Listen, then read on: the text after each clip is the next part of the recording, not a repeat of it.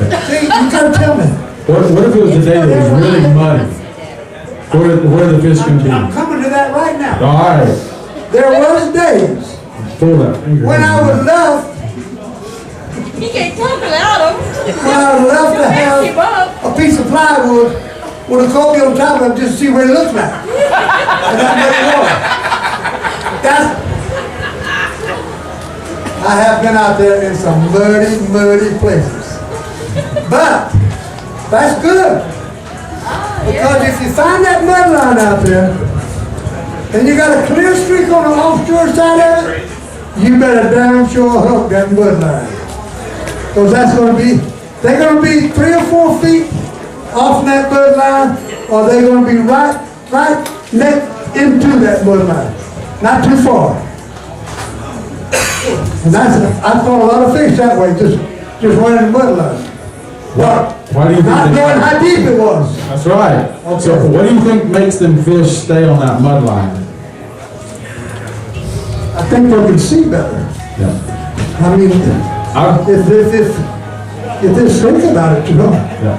I've driven the boat back and forth across that mud line and watched the temperature gauge, and I guarantee you that muddy water is 2 or 3 degrees warmer than that clear water. If you'll sit there and drive back and forth across it a couple times like this and just watch your, GPS or whatever, the bottom machine, you'll find that muddy water is warmer, and then fish will hug right along that mud line. And some of the best days I've ever had are days when you go out there and you think, man, we're never gonna see nothing. And it's amazing how well they'll stick out in that mud. Fishing in the mud doesn't bother me at all. Another thing, when you're boat fishing, you don't have to be a speed demon. Don't have to be a speed demon.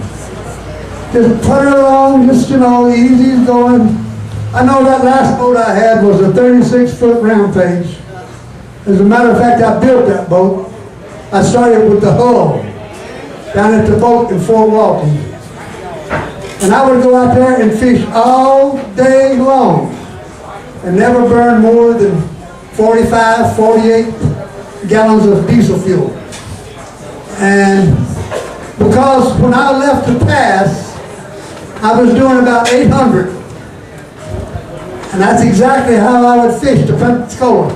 800 RPM, get down there, 11:30, 12 o'clock, turn around and hit back. 800 RPMs. But there's some of those guys that leave that pass in Destin, 9-hole. They don't pull it back till they get to the bar. Now, how many gallons of fuel do you think they burn?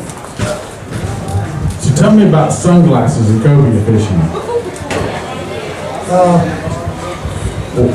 Do I need sunglasses if I want to go cobia fishing? No, not really. You can go cobia fish without any glasses. I don't know how many you're going to see, but But you can go out there without sunglasses if you want to. I'm not going to stop you, and I'll follow you, but see how many you get and see how many I got. What you miss, I'll get. What Frank's talking about on the Costa Del Mar 580s, you can go to any sunglass place. Most all the tackle stores, we carry them at half inch. You'll find them at the Sunglass Hut and Wings and different places in town. But if you go to a place that lets you borrow a pair of glasses and just walk outside with them, if there's some technical lingo to explain how 580 lenses work. Costa Del Mar is one of the sunglass people. They make a wave 400 and a wave 580. But if you go outside and look at the leaves on a tree on a sunny day, and when you look at them out of a regular pair of good polarized sunglasses, you'll see the leaves. When you put on a pair of wave 580s, the leaves on the trees come this way and separate. It's almost like watching TV in high def. It makes a huge difference when you're spot casting for any kind of fish, whether it's a cobia out in the Gulf or a redfish on the flats or a tarpon down in South Florida or a bonefish fishing. Having a glass that gives you that definition, cuts the glare, it's polarized, has blue light protection, UV protection, so it's not hurting your eyes. It gives you that that definition that you're looking for, it can make all the difference in the world. Especially if you're pier fishing in a competitive environment, having a quality pair of sunglasses makes a tremendous difference.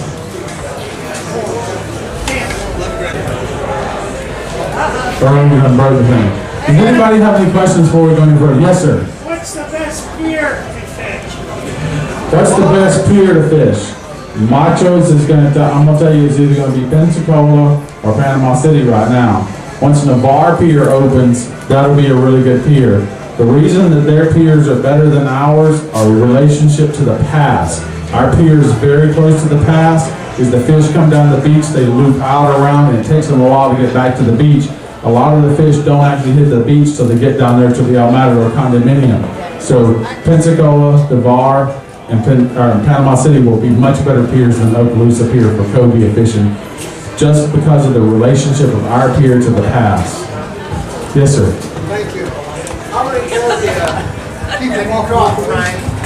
Say again? How many cobia has Frank seen caught over the years? How many cobia do you think you've caught total in your lifetime? Oh, my. Are you kidding me? What did you say? How many cobia do you think you've caught total in your lifetime? 2? I would say, 60 years? I would say, without a doubt, I have caught more than 4,000. That's a couple fish. How many over 100?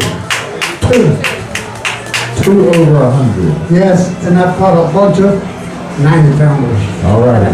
National Doesn't really have- Center said it's going to be an active year. What do you think is going to be for cobia season? I think it's going to be a active good. or inactive? I think it's going to be a good year but it don't have nothing to do with hurricanes. It has to do with the winter that we've had. As far back as I can remember, damn, that's been a long ways. Wow. You see how you were born in 1912. Most of the cobia seasons that we have had that were good, we've had real hard, long winters. And I like this year.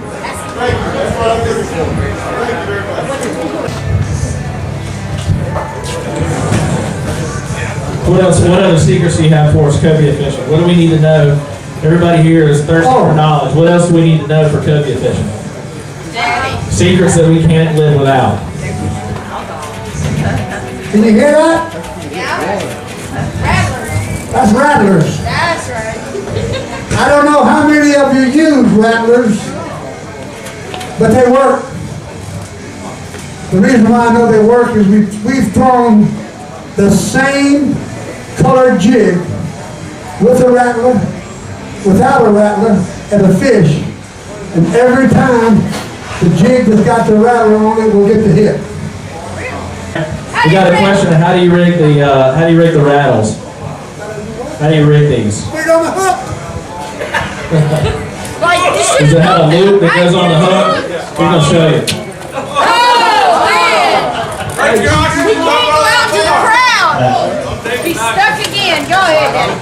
You see that little ring right there? It's got sleeve Call on my it. number. Just put it on the hook and slide it back all the way back to the edge of the All right, Tim, anything else you'd like to add as far as cobia fishing? I know we've covered a lot of information. There's a lot to it, cobia fishing.